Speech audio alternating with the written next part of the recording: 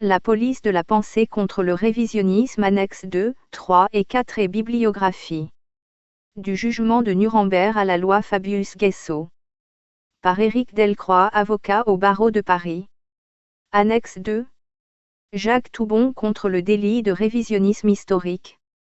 Le 21 juin 1991, Jacques Toubon, alors député RPR, lors d'une séance de l'Assemblée nationale présidée par Laurent Fabius, présentait un amendement numéro 257 demandant l'abrogation du délit de révisionnisme, Journal officiel de la République française, Assemblée nationale, 22 juin 1991, p. 3571 à 3573.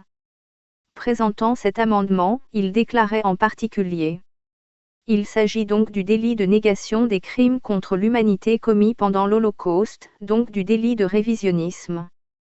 Lorsque nous en avons discuté en 1990, sur la base d'une proposition de loi du groupe communiste, dont le premier signataire était M. Guessot, j'avais contesté, je n'étais pas le seul, le principe de ce texte, qui consiste à fixer la vérité historique par la loi au lieu de la laisser dire par l'histoire. Certains objectent que si c'est bien l'histoire qui fait la vérité et si ce n'est pas à la loi de l'imposer, certains propos vont trop loin et il ne faut pas permettre de les exprimer. Mais c'est glisser insensiblement vers le délit politique et vers le délit d'opinion. Donc, sur le fond, il y a dans ces dispositions un très grand danger de principe. Par conséquent, sur le principe, l'article 24 bis représente, à mon avis, une très grave erreur politique et juridique. Il constitue en réalité une loi de circonstance, et je le regrette beaucoup. Une année s'est écoulée. Nous ne sommes pas à un mois des événements de Carpentras. Nous n'avons pas à examiner un texte que la conférence des présidents avait, je le rappelle, inscrit à l'ordre du jour en toute hâte, 48 heures après son dépôt, et qui avait été discuté immédiatement parce que le président de l'Assemblée, M. Fabius, avait décidé personnellement son inscription. Un an après, à froid, nous pouvons, comme je viens de le faire, examiner la validité de cette loi, la validité de ce délit de révisionnisme prévu par l'article 24 bis et conclure, avec Simone Veil, que ce délit est inopportun.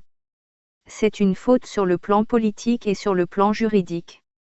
Monsieur Jean-Claude Lefort, communiste. Monsieur Toubon, retirez cet amendement qui est véritablement obscène, au sens strict du terme. Cet amendement, Monsieur Toubon, il a vraiment une très mauvaise odeur. Applaudissements sur les bancs du groupe communiste. Monsieur Jacques Toubon. Il y a un type qui s'appelait Staline en 1936, il a fait exactement le boulot que vous venez de faire. Ça s'appelait des procès. Sur le fond, il est parfaitement clair que l'institution d'un délit de révisionnisme a fait régresser notre législation, car c'est un pas vers le délit d'opinion. Cela a fait régresser l'histoire parce que cela revient à poser que celle-ci ne peut être contestée. Je suis contre le délit de révisionnisme, parce que je suis pour le droit et pour l'histoire, et que le délit de révisionnisme fait reculer le droit et affaiblit l'histoire. Aujourd'hui, le même J. Toubon n'est plus dans l'opposition minoritaire. Il est devenu ministre de la Culture. Or, on ne sache pas qu'il ait entrepris la moindre démarche pour obtenir l'abrogation d'une loi qui, d'après ses propres déclarations, fait reculer le droit et affaiblit l'histoire. On attend avec curiosité pour la fin de l'année 1994 sa réaction au projet de loi de son collègue Ch. Pasqua, ministre de l'Intérieur, qui, avec l'aide de son conseiller Gobert, s'apprête à faire reculer le droit et à affaiblir l'histoire bien plus que n'y étaient parvenus les socialistes et les communistes avec la loi Fabius-Guessot. Comme le disait J. Toubon, il y a un type qui s'appelait Staline, J. Toubon s'en souviendra-t-il et le rappellera-t-il à ses collègues du Parlement. Annexe 3. Pierre Vidal-Naquet en faveur du délit de révisionnisme historique. Pierre Vidal-Naquet se définissait comme juif, athée et marxiste, Le Monde, 2 mai 1966, p. 17. Dans son livre Les assassins de la mémoire, La découverte, 1987, il décrit le professeur Forisson comme un assassin plus lâche qu'Eichmann, un Eichmann de papier. Il écrit, il faut certes prendre son parti de ce que ce monde comporte des forissons comme il comporte des macros et des sociétés de films pornographiques. Mais il ne peut être question de lui laisser le terrain, p. 184. En décembre 1987, dans le grand amphithéâtre de la Sorbonne, il traite les révisionnistes des excréments, peu après, ce sont leurs écrits qu'il traite des excréments. En son collègue Forisson, il ne voit qu'une ordure morale, Le Monde, 3/4 décembre 1989, p. 25. Le 14 décembre 1992, interrogé à Paris par une journaliste américaine, il reconnaît « Je hais Forisson. Si je le pouvais, je le tuerais personnellement. » Il ajoute « Mais je suis contre les procès quand il dit simplement que l'Holocauste n'a pas eu lieu, c'est là un sujet à résoudre par les historiens et non par les tribunaux. » Cependant, la chronologie des diverses prises de position de P. Vidal-Naquet ainsi que sa propre conduite devant les tribunaux infligeant un démenti à ces derniers propos. Et, s'il est contre les procès, c'est seulement quand ceux-ci se terminent à l'avantage du professeur Forisson, vois, ci-dessus, chronique, p. 77. P. Vidal-Naquet aime à s'instituer tout à la fois procureur, juge d'instruction et juge du siège. Il l'a prouvé notamment dans l'affaire Luc Tangor.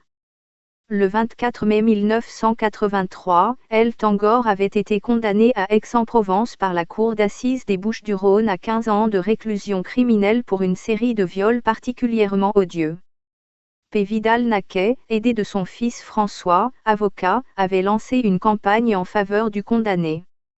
Avec l'aide de ses amis habituels, Robert Badinter, ministre de la Justice, et l'avocat Jean-Denis Bredin, apparenté, semble-t-il, au capitaine Dreyfus, il avait mené si grand tapage que François Mitterrand, toujours lui, avait accordé à L. Tangor une grâce présidentielle qui, peu de mois après, permettait la libération du condamné.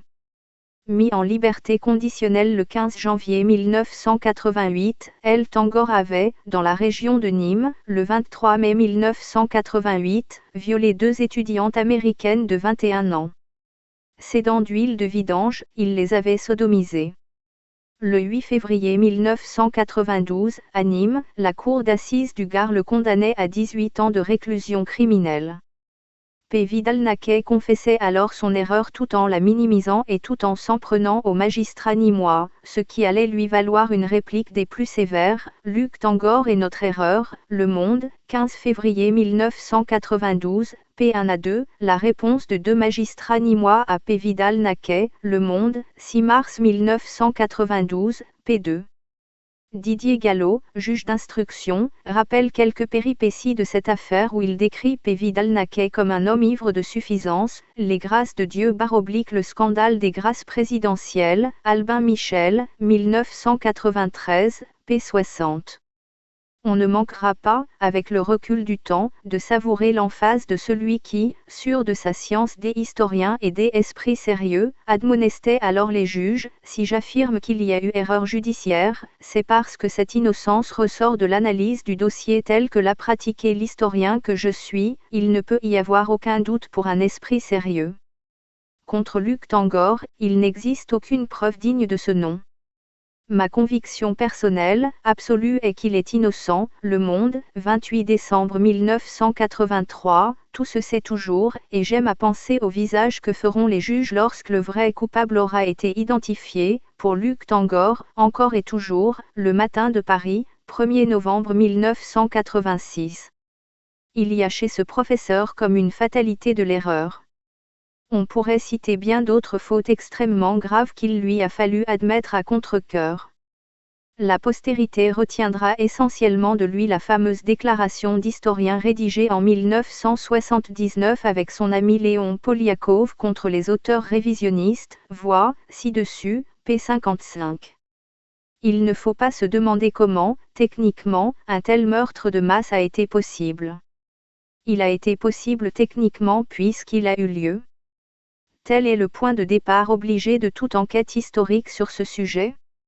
Cette vérité, il nous appartenait de la rappeler simplement, il n'y a pas, il ne peut y avoir de débat sur l'existence des chambres à gaz, Le Monde, 21 février 1979, p. 23. dans la dénonciation des révisionnistes au sein de l'université française, P. Vidal-Naquet trouve ses plus sûrs soutiens auprès de Pierre Chaunu et de Jacques Le Goff. Annexe 4. Brefs aperçus de la répression légale à l'étranger. Dès les années 80, Serge Klarsfeld est parvenu à accréditer l'idée fallacieuse selon laquelle l'Allemagne possédait une loi explicitement anti-révisionniste, dite Auschwitz-Lügengesetz ou loi du mensonge d'Auschwitz. La vérité est que S. Klarsfeld souhaitait le vote d'une telle loi dès la fin des années 70, on l'appelait en Allemagne la Lex Klarsfeld, mais qu'il n'est jamais parvenu à l'obtenir. Le seul résultat de tant d'efforts fut la création, le 13 juin 1985, de l'article 194 du Code pénal allemand, qui, simplement, habilite un procureur à instituer une poursuite sur le fondement d'articles portant, principalement, sur l'outrage à la mémoire des morts, article 86, 86A, 130, 130A, 140, 185, 186, 187, 187A et 189.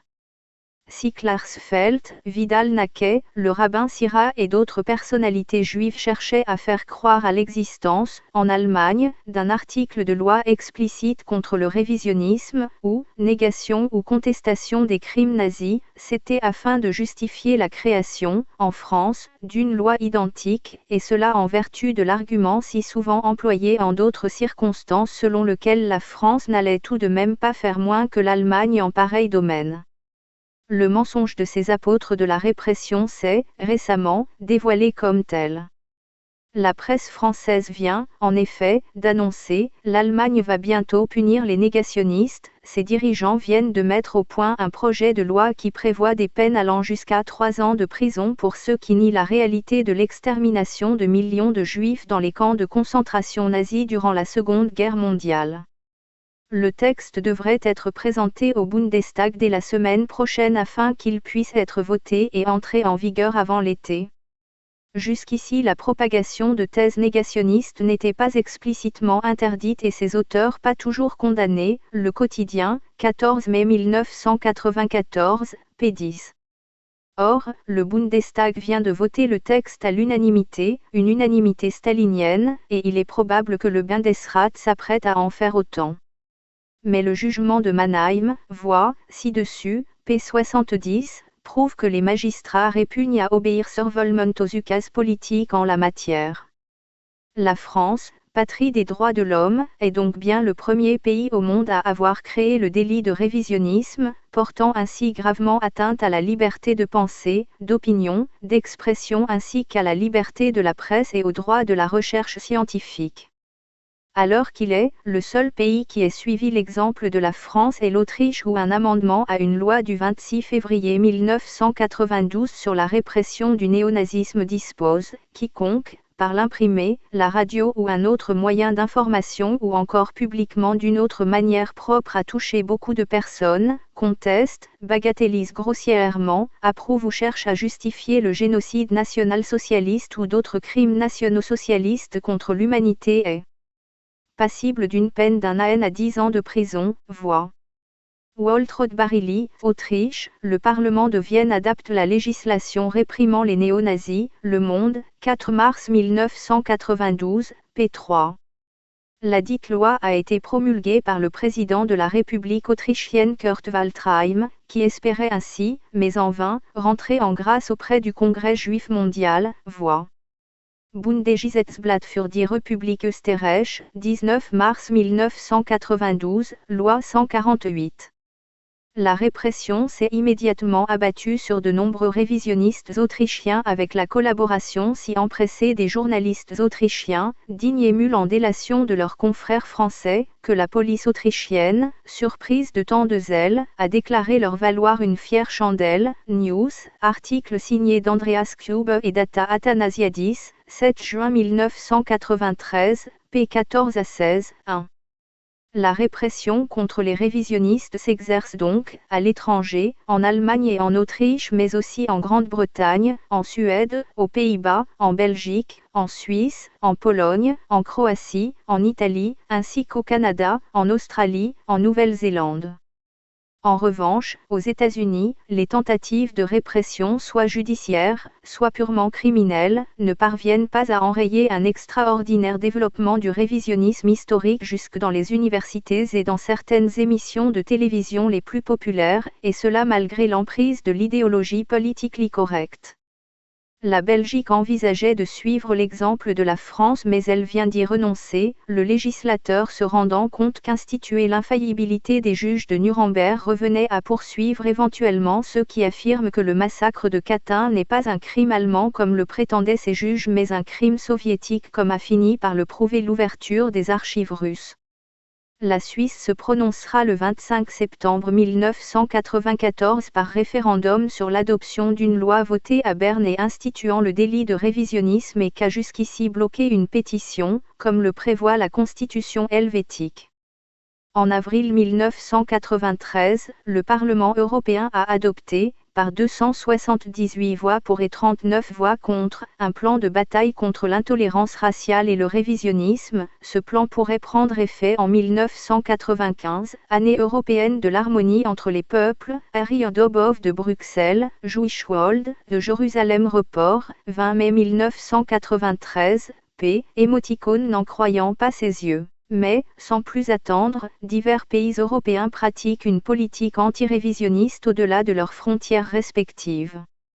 C'est ainsi que l'Autriche et l'Allemagne poursuivent à l'étranger des révisionnistes qui ne sont ni autrichiens, ni allemands, et que les Pays-Bas poursuivent jusqu'en France le professeur Forisson pour avoir laissé publier, en Belgique, en flamand baroblique néerlandais et sous un titre signifiant une approche critique du journal d'Anne Frank, l'étude du fameux journal tel qu'elle était parue en France, en 1980, dans le livre de Serge Thion, Vérité historique ou vérité politique, aux éditions de La Vieille Taupe. Les zélotes de la répression antirévisionniste viennent de subir de sérieux revers en Autriche avec la décision de non-lieu rendue le 24 mai en faveur de l'ingénieur Émile Lachoux et une autre décision de non-lieu rendue le 8 juin en faveur de l'ingénieur Walter Lüftl qui avait dû remettre sa démission de président de la Chambre des ingénieurs d'Autriche pour avoir diffusé un écrit sur les impossibilités physico-chimiques des chambres à gaz homicide et des camions à gaz homicide, voix, ci. Dessus, p. 68 à 70. Au Canada, les organisations juives, qui déploient depuis 15 ans une intense activité en faveur de la répression judiciaire contre les révisionnistes et contre les prétendus criminels de guerre, subissent défaite sur défaite grâce, en particulier, à l'action d'Ernst Zundel. En Suède, Ahmed Rami, indifférent aux peines de prison et aux agressions physiques, continue, avec de nombreux Suédois, universitaires ou non universitaires, à multiplier écrits et actions en faveur du révisionnisme. Il n'est pas d'exemple que, dans un seul pays au monde, la répression antirévisionniste soit parvenue à ses fins. Note 1. Le Centre juif de documentation de la résistance autrichienne produit un modèle imprimé de dénonciation des révisionnistes auprès des procureurs dans son Embûche des österreichischen Rechtsextremismus, manuel de l'extrême droite autrichienne, Vienne, 2 tickets, novembre 1993, p. 603. Bibliographie. Amodruz, G.A., Ubu justicier au premier procès de Nuremberg, Les Actes des Apôtres, Charles de Jonquière éditeur, 1949, 181 p. Bardèche, Maurice, Nuremberg ou la Terre promise, Les 7 couleurs, 1948, 271 p. Bardèche, Maurice, Nuremberg 2 ou Les faux monnayeurs, Les 7 couleurs, 1950, 279 p. Mointion, Serge, Vérité historique ou vérité politique, La Vieille Taupe, 1980, 352 p. Taylor, A.J.P., Les origines de la Seconde Guerre mondiale, Presse de la Cité, 1961. Vidal-Naquet, Pierre, Un Eichmann de papier, Anatomie d'un mensonge, In les Juifs, La mémoire, le présent, Maspero, 1980, repris dans Les Assassins de la mémoire, La découverte, 1987. Forisson, Robert, Réponse à Pierre Vidal-Naquet, La Vieille Taupe, 1982, 96 p. Aitken, J. Épilogue judiciaire de l'affaire Forisson, La Vieille Taupe, 1982, 32 p. Guillaume, Pierre, Droit et Histoire, La Vieille Taupe, 1986, 192 p. Moncomble, Yann, Les professionnels de l'antiracisme, Faits et documents, 1987, 343 p. Contre le révisionnisme historique, la loi Fabius alias Guesso, Revue d'histoire révisionniste numéro 2, août-octobre 1990, p. 16 à 35. Brignot, François, mais qui est donc le professeur Forisson, publication FB, 24 rue de l'Amiral Roussin, 75 015 Paris, Paris, 1992. Kulaska, Barbara, did 6 millions Lydie. Report of the Evidence in the Canadian, False News, Trial of Ernst Zundel in 1988, avec une préface de Robert Forisson, Toronto, Samizdat Publishers, 206 Carleton Street, Toronto, Ontario, M5 à 2L1, Canada, 1992, 564 p. 29 x 21 cm. 24. Ratier, Emmanuel, Mystères et secrets du Benaï Bérite, Facta, 37 rue d'Amsterdam, 75 008 Paris, 1993, 416 p. Pressac, Jean-Claude, Les crématoires d'Auschwitz.